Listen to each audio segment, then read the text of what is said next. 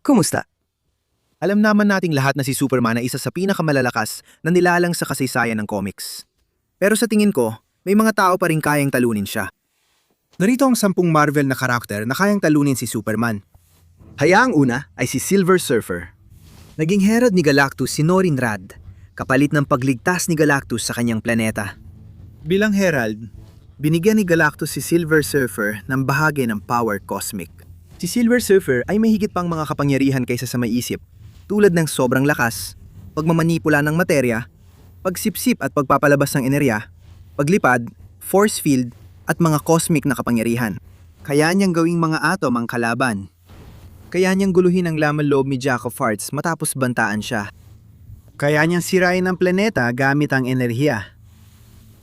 Kaya ang sumipsip ni Silver Surfer ng gamma radiation mula kay Hulk at ibalik siya sa pagiging Banner. Kaya rin niyang sumipsip ng solar radiation.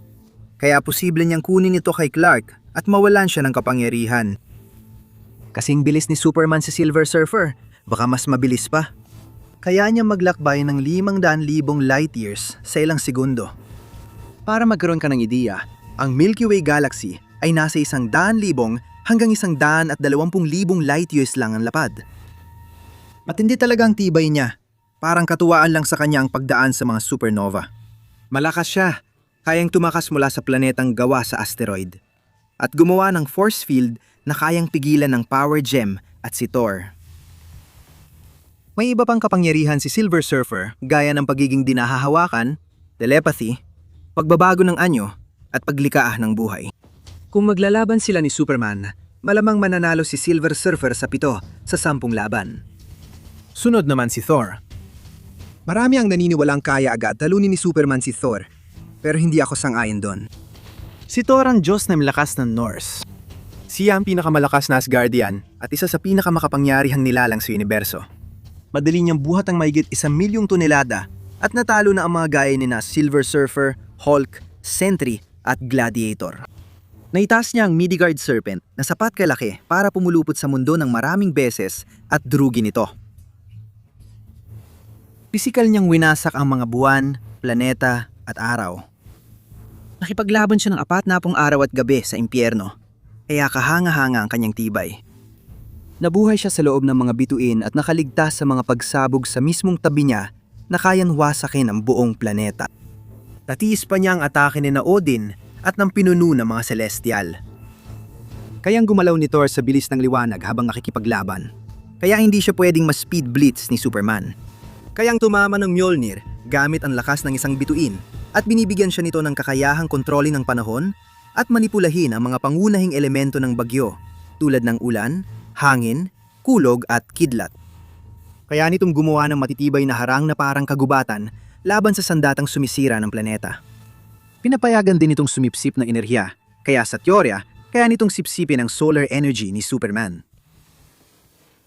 Dagdag pa, si Thor ay may God Blast na kinokolekta ang kanyang enerhiya gamit ang Mjolnir at winawasak halos lahat ng madaanan.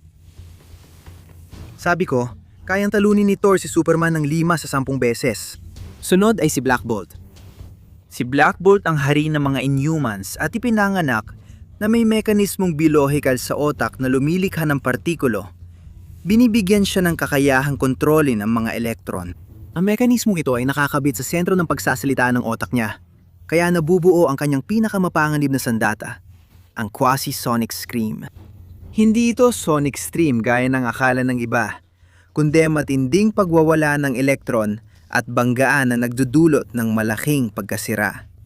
Nagbibigay rin ito sa kanya ng maraming kakayahan tulad ng energy blasts, pagpapalakas ng pisikal na lakas, paglipad, manipulasyon ng materya at enerhiya, at iba pa. Nagawang suntukin at pabagsakin ni Black Bolt si Gladiator at tinuturing siyang pumapangalawa kay Hulk pagdating sa lakas. Tinahin niyang tiisin ang suntok ni Gladiator at nakaligtas pa sa gitna ng pagsabog na sumira ng lungsod. May kakayahan siyang manipulahin ang bawat elektron at bawat atom sa katawan ng isang tao. Hayaan niyang gawing bato ang tao. Pinakamalakas na kapangyarihan ni Black Bolt ang kanyang sigaw, isang bulong lang.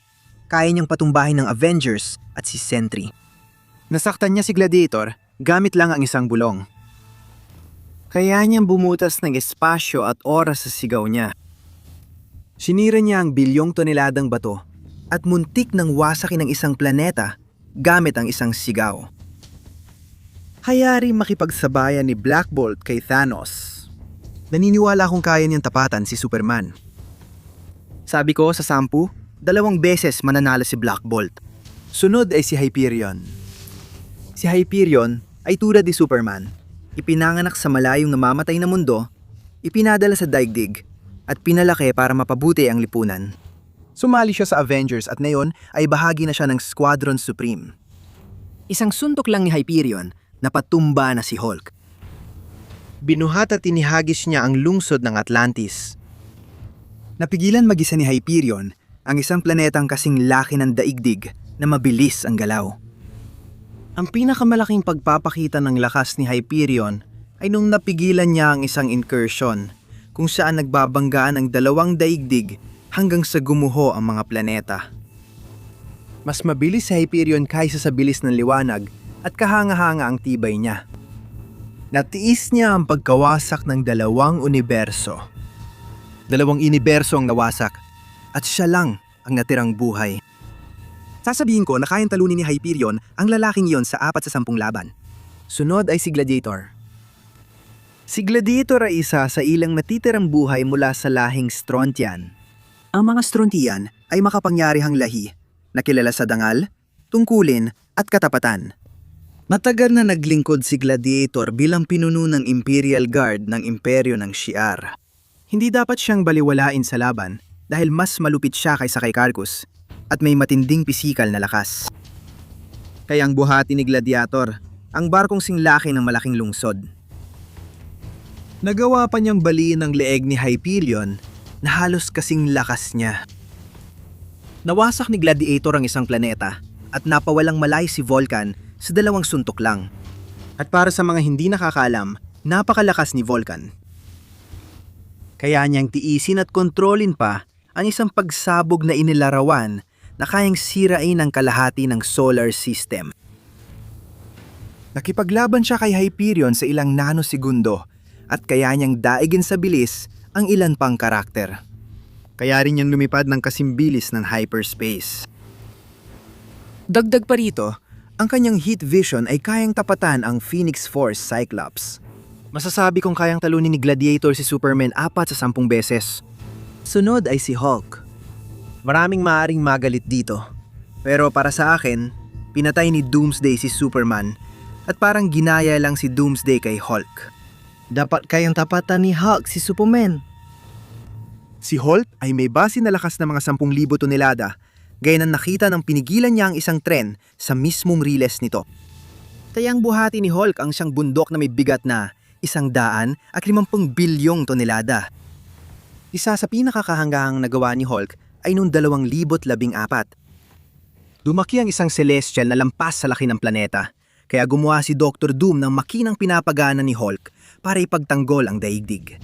Napigilan ni Hulk ang isang nilalang na mas malaki sa daigdig sa pagbasag ng kalasag gamit lang ang sarili niyang lakas. May kapangyarihan din si Hulk na dahan-dahang igalaw ang isang bituin. Ang pinakamaliit na bituin ay 15 beses na mas mabigat kay Jupiter. Makikita mo nagsimula si Hulk na nakaluhod at nakasandal sa kamay, pero sa huli, naitayo niya ang sarili hanggang tuhod. Nawasak ni Hulk ang isang planeta sa Dark Dimension. Hindi dahil sinusubukan niyang sirain ang planeta, kundi dahil lang sa lakas ng alon ng pagbangga niya ng sobrang lakas sa isang tao. Hayari niyang pumalakpak na kasing lakas ng bumbang nuklear. Si Hulk ay may napakalakas ding tibay ng katawan. Kaya niyang hampasin ng sobrang lakas para sirain ang asteroid na doble sa laki ng daigdig nang walang kahit anong pinsala sa kanya. Bukod pa rito, kahit ang mga ngipin na gawa sa adamantium ay hindi kayang butasin ang kanyang balat. Kaya rin niyang harangin ang heat vision ni Gladiator gamit ang kamay niya. Ang heat vision ni Gladiator ay masasabing kasing lakas na kay Superman. Sa tingin ko, kaya talunin ni Hulk si Superman ng 3 sa 10 beses. Susunod, si Blue Marvel. Nang matuklasan ni Adam Brasher ang kanyang superpowers, lumika siya ng lihim na pagkakakilanlan bilang Blue Marvel para protektahan ang bansa. Nagsilbi siya bilang bayani sa loob ng maraming taon at isa siya sa pinakasikat na mga bayani noon kanyang panahon. Pinilit ng gobyerno si Adam magretiro dahil sa kanyang kapangyarihan at pagiging itim.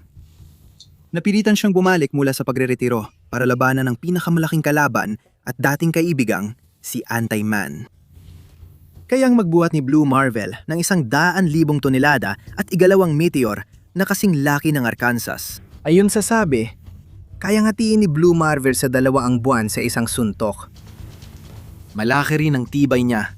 Nakaligtas siya sa pagsabog ng hydrogen bomb sa kanyang mga kamay na parang walang nangyari at kaya niyang tiisin ang mga suntok mula kina Sentry, Ares at Hyperion na parang walang epekto sa kanya.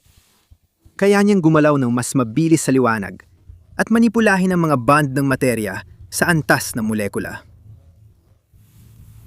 Malakas din ang kapangyarihan niya sa antimatter. Kaya niyang lumika ng puwersang bolt gamit ang enerhiyang ito. Hayaan niyang ilabas lahat ng antimatter energy sa katawan bilang malakas na omnidirectional pulse na may matinding kapangyarihan. Kaya rin niya maglabas ng antimatter bolt na nagpapawala ng malay sa tao. Nagawang itulak ni Blue Marvel si Sentry papunta sa kalawakan at natalo rin niya ang napakalakas na si King Hyperion na pumatay ng mga bayani mula sa iba't ibang mundo, kabilang ang mga Thor, Sentry, Galactus at maging ilang Eternal. Masasabi kong kayang talunin ni Blue Marvel si Superman ng 2 beses sa bawat 10 laban. Sunod si Dr. Strange. Alam ng lahat na mahina si Superman sa mahika. Sino pa ang mas bagay na kalaban niya? Kundi si Sorcerer Supreme, Dr. Strange?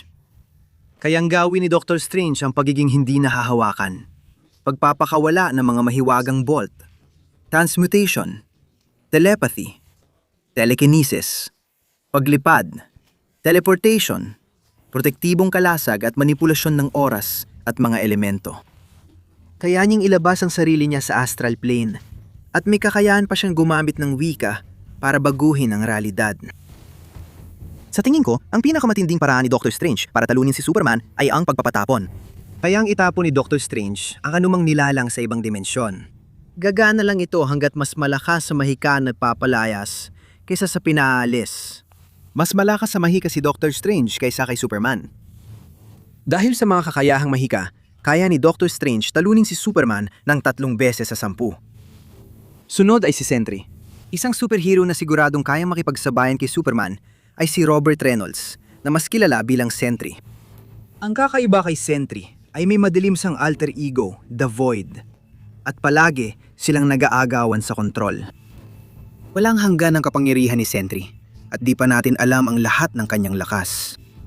Ang kapangyarihan ni Sentry ay mula sa molecular manipulation na nakita natin ng talunin at wasakin niya si Molecule Man. Kaya pa nga niyang pigilan ng tuluyan si Mjolnir sa paggalaw. Kayang gumawa ng mga higanting sand golem na lalaban para sa kanya. Binali ng Void ang bawat buto sa katawan ni Hulk. Kaya niya lampasan si Thor at paghiwa-hiwalayin si Ares. Sinuntok niya si Thor at naramdaman ang epekto nito sa buong mundo. Kaya ang gumalaw ni Sentry sa sobrang bilis na nalilito si Thor at kaya namang maglakbay ni Thor ng ilang ulit ang bilis ng liwanag. Kinaya niyang tiisin ang nuclear na pagsabog sa mismong tabi niya at suntok ni World War Hope nang hindi na tinag. Humingi pa nga siya ng dagdag. Hamang-hamanghang paghilom ni Sentry. Kaya niyang alisin ang balat sa mukha at agad gumagaling. Sinabi niyang ilang ulit na siyang naghilom mula sa isang atom. Nakapagpagaling siya agad kahit nawasak ang kanyang ulo at tuluyin nawasak ni Molecule Man pero lumitaw siyang muli makalipas ang ilang sandali. Kaya rin gumawa ni Sentry ng force field gamit ang liwanag para pigilan ang atake ni Terex, isang herald ni Galactus na posibleng kasing lakas ni Silver Surfer. Kaya ring atakihin ng The Void ang isipan ng iba. Sabi ni Sentry, kaya niyang sumipsip ng enerhiya kahit saan, pati sa ibang tao. Kaya niyang kunin ang solar energy ni Superman at alisin ang kanyang kapangyarihan. Sa tingin ko, 7 sa 10 laban si Sentry ang panalo. Sunod ay ang Phoenix. Ngayon, ang Phoenix Force at sinumang nagtataglay nito ay nagiging isa sa pinakamakapangyarihang nilalang sa buong universo. Maaring kasama sa top 5 pinakamakapangyarihang nilalang. Ginamit ni Jean Grey ang Phoenix Force para hawakan at pagalingin ang isang buong kalawakan. Napigilan ni Cyclops ang martilyo ni Thor na parang walang hirap. May kakayahan silang lumika ng mga araw at mayroon din silang kakayahang sirain ang mga araw. Hayaan nilang lumika ng pulang araw at sirain si Arsenal. Mawawala ng kapangyarihan si Superman. Si Phoenix Force Cyclops ay lumaban mag-isa sa lahat ng Avengers at X-Men sa iba't ibang panig ng mundo habang nagpapasabog ng mga bulkan at lumilika ng mga bumabagsak na meteor. Walang paraan na kayang tapatan ni Superman ang ganong kapangyarihan. Ang Phoenix Force at sinumang gumagamit ito ay kayang talunin si Superman sa 10 sa 10 laban. Narito ang listahan ko ng Marvel na karakter na kayang talunin siya. Magkomento kayo kung kanino kayo sang-ayon at kanino kayo hindi sang-ayon. Tulad dati, i-like ang video nito at mag-subscribe. Kita-kits ulit sa susunod. Paalam!